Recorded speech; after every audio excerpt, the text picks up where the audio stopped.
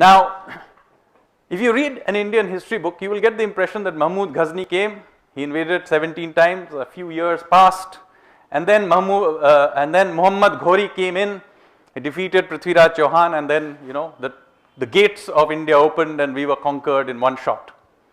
In fact, nothing of that sort happened. There is a gap of 1.5 centuries between Mahmud Ghazni and Muhammad Ghori. Why is there a 150-year gap between the two? And the reason for that is that in 1033 AD, a very large Turkish army charged down from Afghanistan across the plains, across into the Gangetic plains, and was met by a much smaller army led by a bunch of local chieftains from that area near what is now Faizabad, Ayodhya area. And they fought a big battle. And the Indian side was led by a chieftain called Suheldev or Sukhdev Pasi. Suheldev or Sukhdev Pasi. Suheldev or Sukhdev Pasi. And in that battle, the Turks were completely destroyed.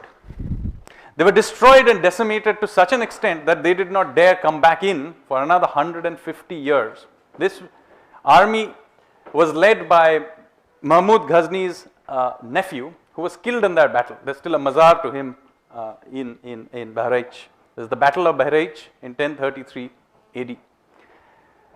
Now, no Indian textbook will tell you about this. The only people who remember about this are the caste from which Suheldev Pasi came from, the Pasis themselves. But other than that, pretty much nobody else remembers this. But this is not the only example. If you don't happen to be Assamese, you're probably entirely ignorant about the fact that the Mughal Empire at its height was defeated by the Assamese in a place very close to Guwahati called Saraighat.